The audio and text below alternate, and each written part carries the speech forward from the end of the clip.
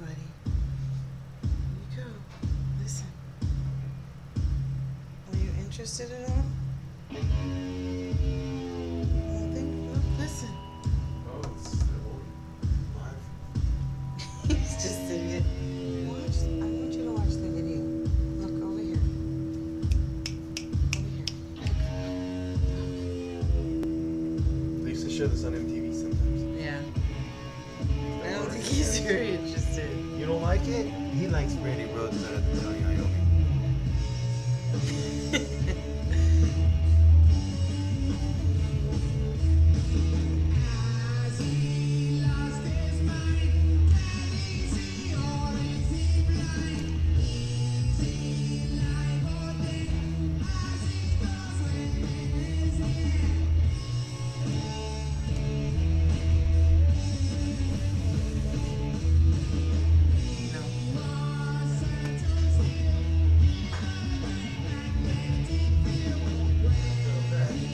Part 2, the review section. We did the reaction.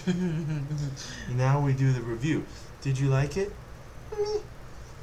Do you like that classic Sabbath lineup, or do you like the Ronnie James Dio lineup better? Just don't say Tony Martin, right? Meow. People that know the band know that, what that means. Ian Gillan, the Dark Horse. They blew up his tent. It went flying in the air. Oh, right. You told me that story. And then he crashed his car and wrote the song Trashed. Him and Branson, the billionaire guy, whatever, Virgin. Oh, Richard Branson. Yeah, they were at his mansion recording this album. The one album that Ian Gillan is on. Called Born Again. Oh. Look out. Look out. No. Dude. Wait, buddy. You can't get up here right now. We're doing important things. Come on. Oh, he's just going to do... Don't step on the keyboard, though. He knows better. He's cramped now. Born Again is this one.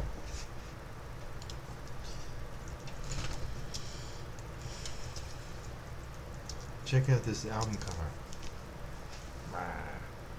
Oh. Can you believe that? Because the manager... It's like a little red devil baby with I saw a thing where yellow nails. Like Yeah, I saw a thing where they had the original picture. Yeah, look at that. Are you kidding? Is that not That awesome? really flies in the face of like Christianity and stuff. I can see why the conservatives were upset about that. It's weird because what year was that? This is 1983. Yeah. Yeah. That was the height of my Christian. I believe it. It's okay. You can chew on camera. You just can't take the food product and insert it in because someone's gonna screen grab it, and next thing you know, you're on leatherboys.com. Like eating corn dog like corn Jezebel dog. boy. Yes. Never.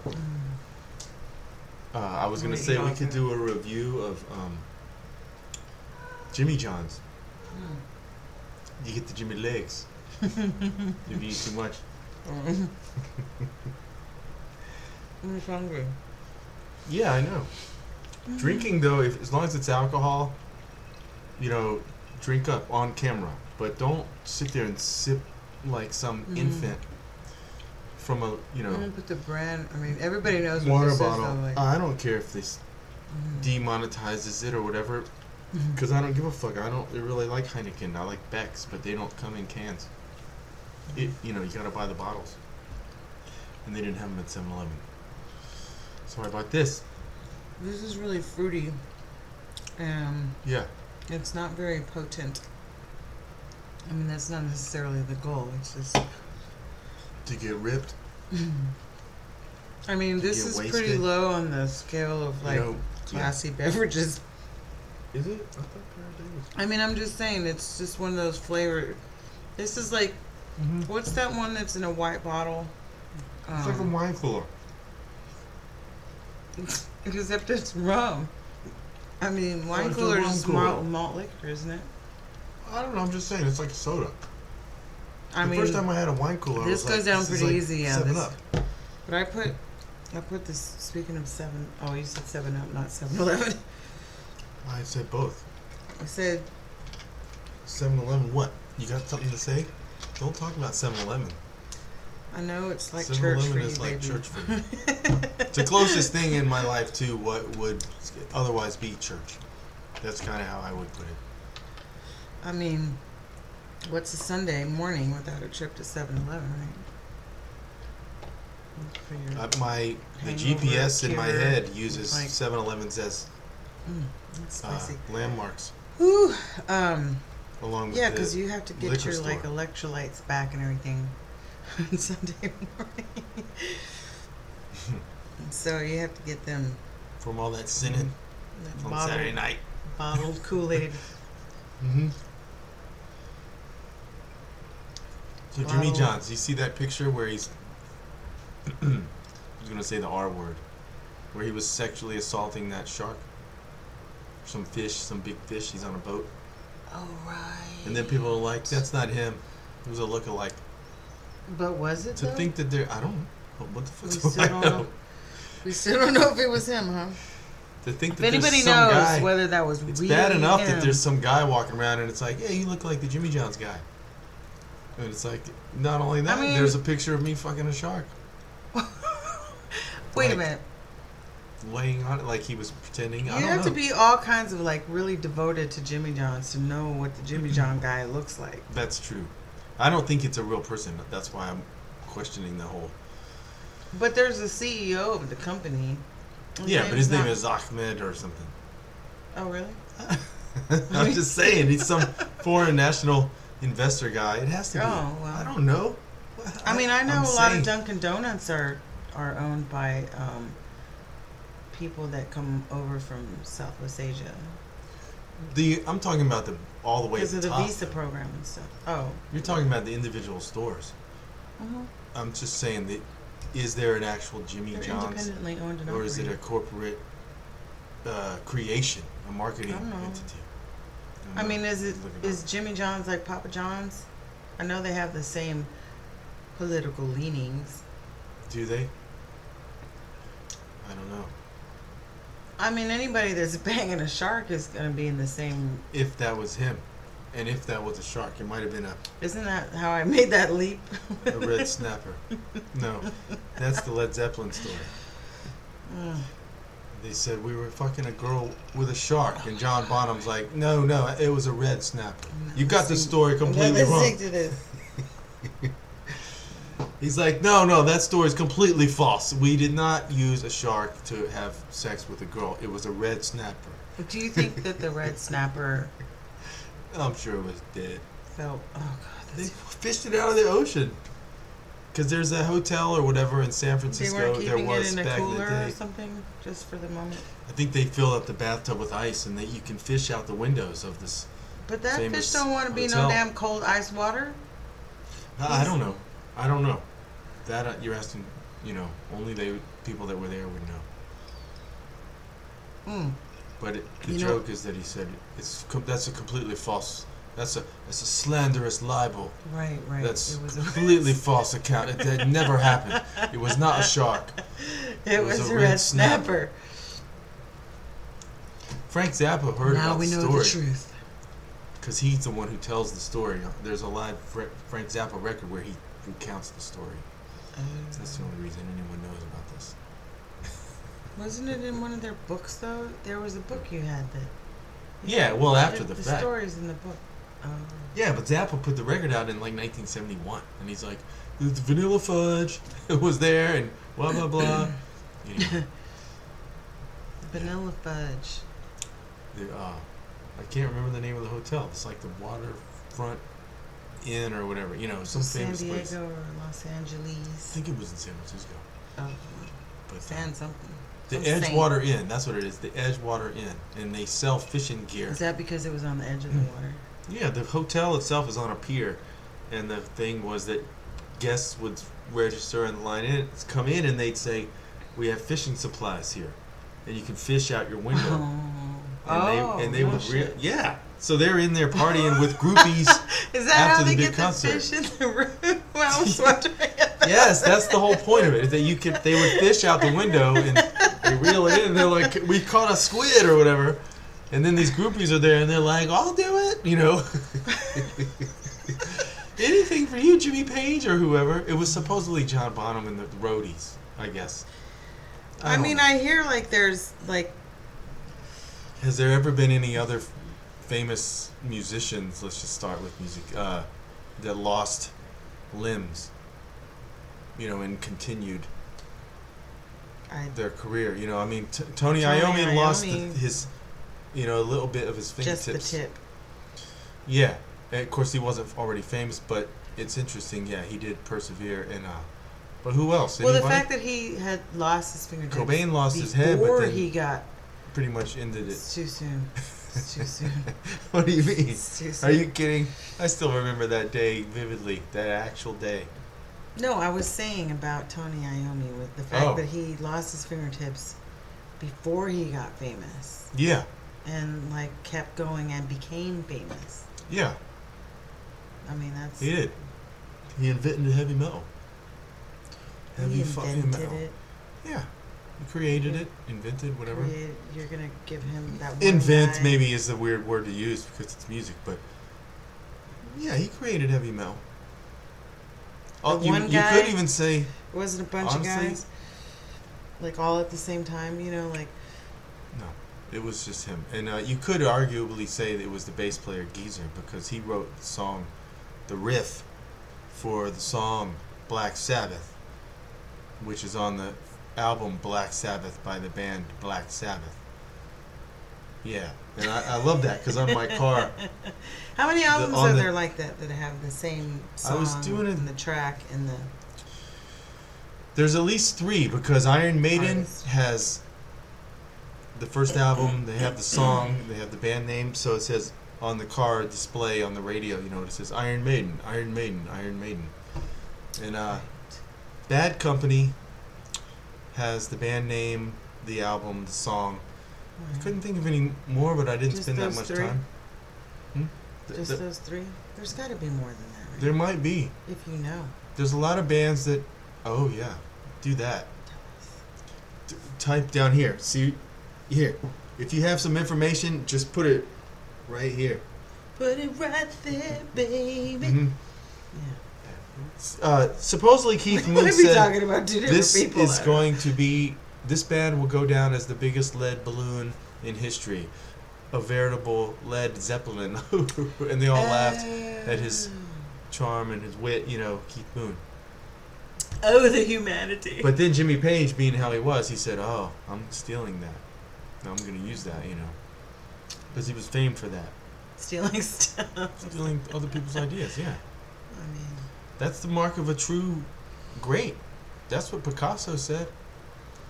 He said... Stealing other people's shit. Picasso said, good artists copy, great artists steal. So, you know, you do the math. Of course I'm just joking, because Jimmy Page, that's one of the things people would say about him to trash him. You stole other people's stuff. All he did was steal all them old blues shit. It's like, dude, no. The reason they got sued was because Robert Plant never wrote any goddamn lyrics. Jimmy Page, you know, he would come up with these riffs that were amazing, and then Robert Plant would just sing, you know, some old Albert King lyrics, and then they'd get sued later on. And he's like, Jimmy Page is like, oh, yeah, ask that guy, ask my singer. I don't think We Come From the Land of the Ice and Snow is blues. No, that's not. That's by That's the some third Viking shit right there. It is. And by the well, that's the words. You know, Robert Plant wrote the lyrics, but by that time, the third record, they had run out of blues things to copy, so they started making up their own songs. Oh. So that's a little bit further in, but the first 2 records, you know, it's a lot of old stuff recycled. I mean, I never realized that rock and roll song was actually a rock and roll song. That one. You never realized it was rock and roll? Until I started singing it. Then I was like, oh. You mean that he says the word Well, rock and when roll? I was... No. When I went to when I was taking classes with Berkeley, I never.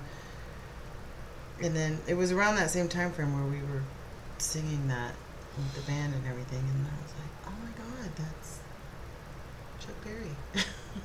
Yeah, it's a 12-bar blues. Yeah, it's a 12-bar blues. And the drum intro is completely lifted from a Little Richard song. Yeah, the what was the song? I forgot the name at the moment, but it's one of those. This house is rocking. Don't come a knocking, whatever. I forgot the name, but yeah, when you hear the original. He did get a Grammy eventually. Who did? Little Richard. Did he? He got like a lifetime Grammy award. He never got Penniman. a Grammy. Huh? Penniman. That's his real name. Or that's his last name, Richard Penniman. Right. Penniman. Penny Man. Well, he used to joke, never gave me no Grammy, which is true. They never gave a Grammy for any of his songs, but then he got a lifetime, one of those lifetime Grammys. He was too outside the box for anybody. Even now, he would be. Yeah. Little Richard's great. He was one of the greats. He's one of the originals. He was tormented. I have a Scorpions record where they play Long Tall Sally. In a black dress? No, I'm saying that I have a Scorpions album where these German heavy metal guys, it's a live album, and they at the end of this concert they play a little bit of I think they do a maybe Johnny B. Good or something, but then I'll have to look it up. But they do part of Long Tall Sally, and it's just interesting to hear the German accent. Was the accent in the Long Tall Sally? Long Tall Sally. Was it Sally? I run back to the alley. For real, I'll let you hear it. I mean, in a minute we'll play. I'll show it to you. Now, how they were saying that Lieutenant Uhura and Captain Kirk fraternization, by the way, the first on-screen interracial kiss. But actually, there was one before that in Star Trek where he kissed the green woman first. She was not of their race. That was the girl that played Batgirl, Yvonne Craig. Oh, no kidding. Mm-hmm.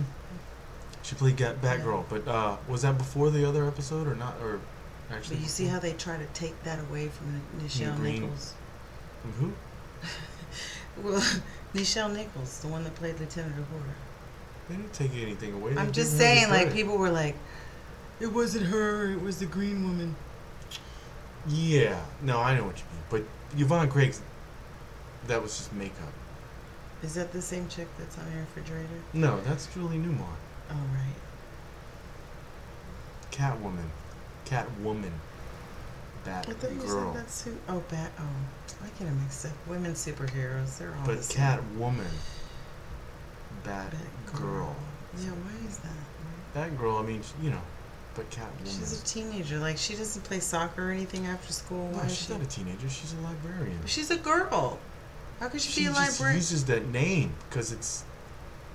misogynistic. I don't really know why, but she could have been Batwoman. Well, how far apart, like, the time period? Like, when was Batgirl created and when was Catwoman created?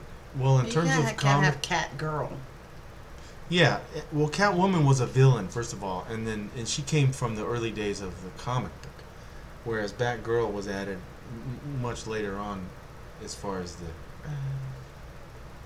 Batman and his whole entourage, whatever, I don't like how they, like, I think Catwoman, like, it's kind of like, it's catist. Because, like, cats are villains and they're evil and stuff like that. It's catist. I mean, the penguin or penguin's evil? No, it's just because they used all the animals. I mean, he's already Batman. And Robin, he's an animal.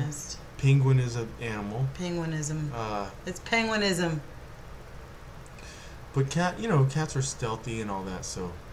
And the Joker, like, why is joking bad? Like, nobody has a sense of humor in Gotham. Well, the thing with him was that he would kill people with poison that would leave them dead, with a big smile on their face. And that was his calling card. And you got to admit, that's pretty sinister, though. That's pretty badass. Like, people just, like, choke up because of poison gas, and then they have an eerie grin on their face, and they're like, and they're dead.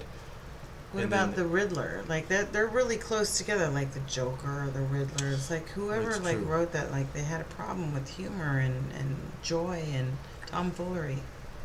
Interesting. Yeah. I'm just saying. They never had the punster, or, they kill you with the puns. I mean, Batman was bad enough with that. Holy guacamole, and all that, But yeah, jokes, riddles. Well, it was more Robin that would say that stuff. Yeah, I know. I mean, it depends on if you go off the TV show that everyone used to like, or the old school comics from a million years ago, or the modern day. How did Robin become his ward? Yeah, that's was he an something orphan? They had. But yeah, he was an orphan. Are you kidding? Of course. Batman was an orphan, and then Robin was in the circus as a performer with his parents, the great, Trevinos or whatever they were called, and they were Mexican? I don't know, I'm just saying. And but then both his parents got killed. I forgot the story now, but they both died. The trapeze or something? No, they were killed due to being circus murderous some organized, you know how it is, organized crime, whatever. Yeah, because the circus is riddled with organized crime. It's back in the day. Carney folk, Get that elephant out of here. They never forget. What? Elephants, right? Don't they have good memories? No, Robin was an orphan, and Batman helped him, put the killers behind bars. I hate all of the orphans in the whole world. And then, Kimosabi, yeah. Tonto. That's so bad. Tonto in Spanish means, idiot. Oh, yeah? Yeah, that's why a lot of, that's why, that's, why is this Tanta. Native American... Tanta. Tanta de Indian. See, how come no one does a reaction video of... I know. Thank you, Mask Man. Thank you, Mask Man. I mean, we can't because I've seen it a million times. I can recite it for you. Yeah. Wash him up, get him ready. Yeah. What you want that horse for? For the act. You sure can talk some shit, buddy. Thank you, Mask Man. Listen, I work for the city. No, tonto. Yeah. It means, ay, está tonto. Hold the gun on idiot. him. Mm-hmm. I hear you.